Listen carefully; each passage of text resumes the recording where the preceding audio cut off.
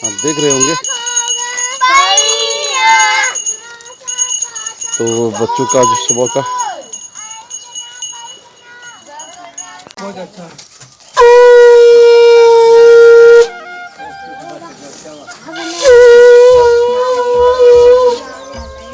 हाय दोस्तों, good morning. कैसे हो? मैं आपका दोस्त प्रदीप अजवाल। तो मेरी सुबह की जो एक्सरसाइज है मैं आपको बताना चाहूँगा आज। अभी सुबह के ठीक 6 बज रहे हैं। तो देखो आप,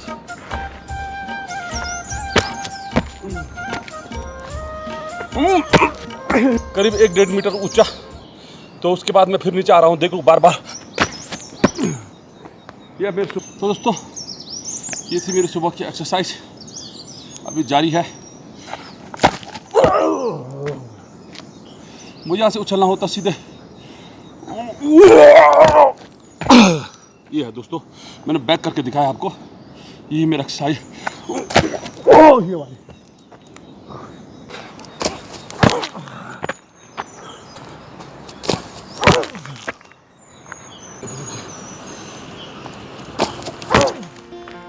फ्रेंड्स, मैंने सोचा कि आज आप लोगों को अपना सुबह का रूटीन दिखा दूं, क्योंकि बहुत समय से सोच रहा था मैं दिखाऊंगा।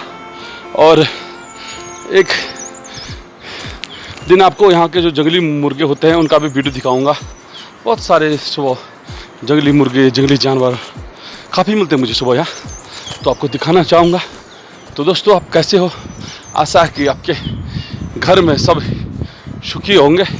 और जो ये फूल देवी का पर्व है वो भी आप बड़े हर्षोल्लास और उल्लास के साथ मना रहे होंगे।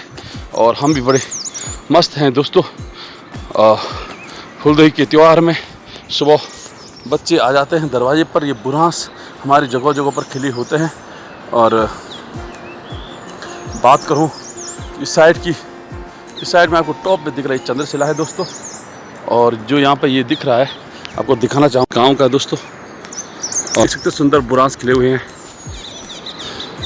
सुंदर बुरांस खिले हुए हैं सुबह सुबह। इन बुरांसों के बीच से गुजरने से जो आनंद की अनुभूति होती है दोस्तों, रियली मुझे कभी कभी थोड़ा सा हल्का गर्व महसूस होता है कि मैं प्रकृति के सुंदर वातावरण से आता हूँ।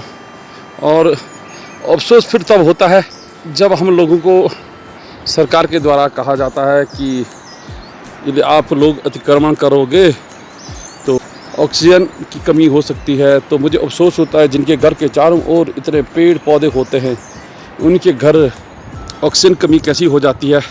और जिन लोगों के घर के चारों ओर फैक्ट्रियां और उद्योग धंधे होते हैं, उनके घर में क्यों नहीं होती है ऑक्सीजन कमी? ये भी एक सवाल है उन लोगों के लिए जो बार बार सरकारी नुमाइंदे बनकर हमसे क्वेश्चन करते हैं। तो ठीक है दोस्तों, सुबह मैं आपको इन बातों में नहीं उलझाऊंगा। तो आप लोग भी, अगर हमारा इधर एक होम स्टे है, अगर आप लोग आना चाहोगे तो होम स्टे वालों से मैं बात कर सकता हूँ, आपकी बुकिंग करवा सकता हूँ। और आप भी आइए, सुबह सुबह इस वातावरण का आनंद लें। और उधर से घोगा और फुलारी लोग भी आने वाले हैं। तो ठीक है, मिलता हूँ फिर से आगे। जो कि अखरोट का पेड़ सूखा होता है, जिसमें पत्तियाँ नहीं थी, ये ऐसा सूखा होता था जैसे लग रहा है। लेकिन नज़दीक से देखो तो आजकल कोंपली यानी कि नई नई शाखाएँ उग रही हैं इस पेड़ पर। हम कोंपी बोलते हैं अपनी लोकल लैंग्वेज में, इसको कोंपले बोलते हैं, कोई कोंपली बोलता है। तो अखरोट का पेड़ है दोस्तों। यदि आप लोग पहाड़ों से हैं या तो पतझड़ वन के बारे में जानते हैं तो शीत ऋतु में ये अपने पत्ते गिरा देते हैं और पेड़ खाली हो जाता है। लेकिन आजकल हरियाली आ रही है इस अखरोट के पेड़ पर भी। लोग पहाड़ों से हैं तो इनकी बात कौन नहीं करेगा। आजकल घर घर और जगह जगह आजकल इन्हीं की बात होती है। और इनका नाम जो पहाड़ी हैं उनको बताने की ज़रूरत नहीं है, लेकिन जो लोग नहीं जानते हैं उनको मैं इनका नाम बताऊंगा। तो मेरे दोस्तों, इनका नाम फ्योली है दोस्तों। ये फ्योली के फूल होते हैं, इसकी कहानी है हमारे पहाड़ों में। अगर आप लोग चाहोगे तो आपको इसकी कहानी भी बताऊंगा। इसकी कहानी क्या कहानी है, क्यों इस फ्योली के फूल का महत्व है हमारे पहाड़ों में इतना। तो इतने सुंदर फ्योली के फूल खिले हुए हैं, आप देख रहे होंगे। सुबह सुबह का ये फील्ड के फूल का दृश्य बड़ा शोभायमान और सुंदर लग रहा है दोस्तों। रियली मुझे भी बहुत अच्छा लग रहा है। आप लोगों को कैसा लग रहा है आप ज़रूर बताएं। बहुत सारे फील्ड के फूल हैं दोस्तों, यहाँ पर बहुत सारे फील्ड के फूल हैं दोस्तों। आपको कैसा लगा ये ज़रूर बताएं मुझे। तो दोस्तों आइए आप भी। तो ये है मेरे गांव की हरी सारी। तो लास्ट फरवरी में प्रियंका योगी तिवारी जी ने कहा था कि ये सारी हरी हैं और ये वाली सारी इनमें गोबर था दोस्तों। और आप लोगों की जानकारी के लिए बता देता हूँ, आजकल यहाँ बीज बोने की तैयारी चल रही है इस सारी में यहाँ, और इस सारी अभी हरी ही है। अगर बंदर और जानवरों से हम बचा पाएंगे तो मिलेगा सिर्फ यहाँ घास ही घास, क्योंकि बहुत सारी जो फसल है वो जंगली जानवर और बंदरों के द्वारा ख़त्म कर दी गई है। सिर्फ घास बचेगा जिसको बंदर नहीं खा रहे हैं। तो इस सारी में जो कि आजकल बीज बोने की तैयारी चल रही है दोस्तों। ये है मेरा गांव जिसका नाम उसाड़ा है दोस्तों। और ये गांव यही नहीं बल्कि ये पूरा ये मेरे गांव का है, ऊपर तक यहाँ से शुरू हो जाता है और यहाँ तक ही नहीं, यहाँ ऊपर तक है दोस्तों। अभी मैं पूरा का पूरा दोस्तों ये ऊपर से लेकर यहाँ तक, फिर यहाँ, फिर यहाँ, फिर यहाँ, ये ऐसे लेकर ऊपर तक जहाँ तक आपकी नज़र जा रही है। ये यहाँ है, ये गांव की चारों ओर की सारियाँ हैं। अभी आपको मैंने ये सारियाँ बताई थी अभी। और ये यहाँ आजकल बीज बोने की तैयारी चल रही है, बार बार बताऊंगा मैं आपको। और ये है मेरा घर जो ग्रीन है दोस्तों। ठीक है दोस्तों, तो यहाँ मेरा जीवन कटता है इस जगह पर। तो ये है मेरे गांव। मैं यहाँ पहुँचता हूँ तब तक कुछ फुलहरी बच्चे भी पहुँच चुके हैं मेरे नज़दीक, आप देख रहे हो। तो दोस्तों सुबह सुबह गोगारी बच्चे भी पहुँच चुके हैं, आप देख रहे होंगे। ये हैं हमारे घोगा वाले बच्चे गांव के। तो कंट्रोल भी तो ये देख रहे होंगे, ये देख रहे होंगे आप। ये घोगारी बच्चे भी पहुंच गए हैं और फूल लेके ये और कोई मिनट पहुंच गए हमारे, आप देख रहे होंगे। तो बच्चों का जो सुबह का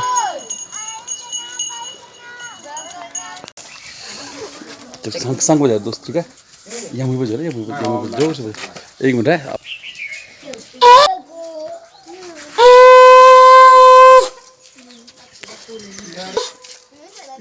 बहुत अच्छा।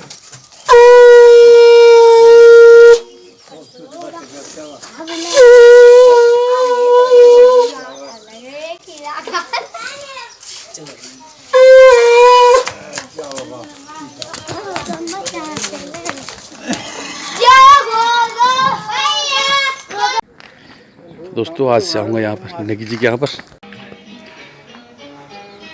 दोस्तों आज मैं पहुँचा हूँ ऊखीमठ में। तो ऊखीमठ में जा रहा हूँ मैं अपने परम मित्र बड़े भाई श्री लक्ष्मण नेगी जी के कमरे में। तो लक्ष्मण नेगी जी आपका स्वागत है मेरा पहाड़ी जीवन उत्तराखंड चैनल में।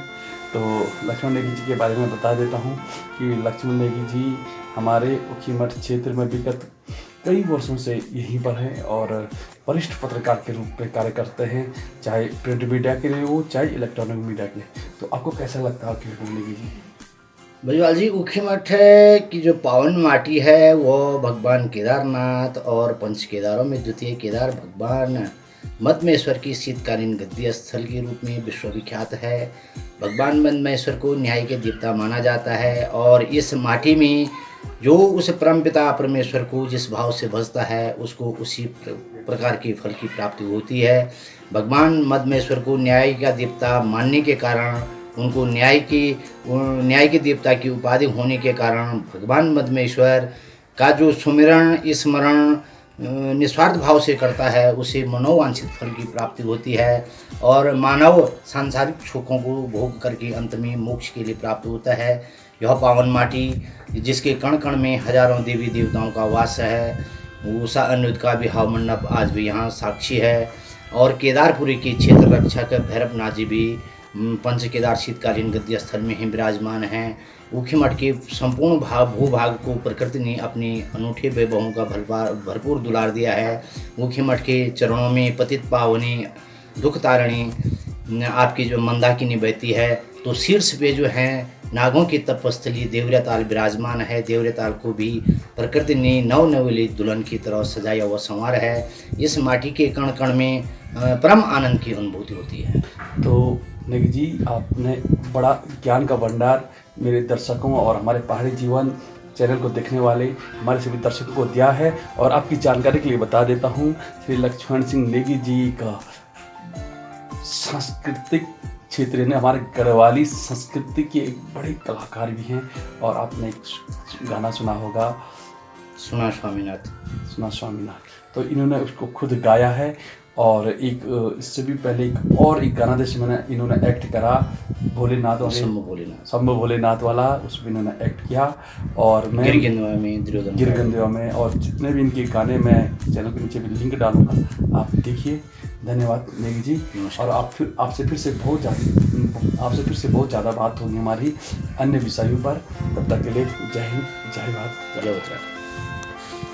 तो मैं बता रहा था, मैं अभी ऊखीमठ आ रखा हूँ और मुझे मिले मेरे मित्र बुरियाल जी, तो जो कि मेरे क्लासमेट थे, आज वर्तमान में विकासखंड में कार्यरत हैं।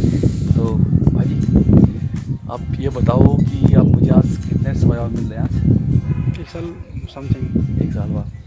तो अभी आप कहाँ हो? अभी मैं हूँ ऊपर ऊखीमठ में ना। अच्छा, तो भाई साहब और मैं पुराने मित्र, हम दोनों तो आज मिले हैं, अच्छा लगा है। तो फिर मिलते हैं कभी। धन्यवाद। ठीक है भाई, मिलते हैं। ओके, रहें, ठीक, बाय। तो दोस्तों, मैं अभी ऊखीमठ में हूँ, तो यहाँ से निकलूँगा मैं नेगी जी के। दोस्तों, अब मैं पहुँचा हूँ नेगी जी की दुकान में। ये हमारे नेगी जी, तो ऊखीमठ में इनको मिल के जाता हूँ थोड़ा। तो नेगी जी, कल की होली कैसी रही? बहुत सुंदर। अच्छा, तो ठीक है, वो वीडियो भेज देना परसों वाला हमको, बिल्कुल है ना? ठीक है, भेज देंगे। ठीक है, अपने ओके। अभी मैं हूँ, इस जगह का नाम है, आप देख रहे होंगे, चौंदर है। बचपन से रहा हूँ यहाँ पर, काफ़ी बैठा हूँ। और अब देखो, ये है मनोज, ये है रमेश बजवाल जी, ये मनोज नेगी जी, जो परसों से लगातार होली की ब्लॉग मेरे साथ बने हुए थे। तो चलो ठीक है, ये लोग आज फिर से सब मिल गए मुझे, मुकेश नेगी वीडियो मिले थे और ये दोनों यहाँ मिले। तो ये देखो नेगी जी, कैसा लग रहा है आपको चौंदर के फील्ड में? अच्छा लग रहा है, बहुत याद आ रही पुरानी यहाँ से? पुरानी याद आ रही है, तो इसीलिए आज यहाँ पे आए हैं हम। अपनी पुरानी जो जितने साल यहाँ काटे हैं हमने, तो इन्हीं सालों को दोबारा याद करने के लिए यहाँ पर आए हैं।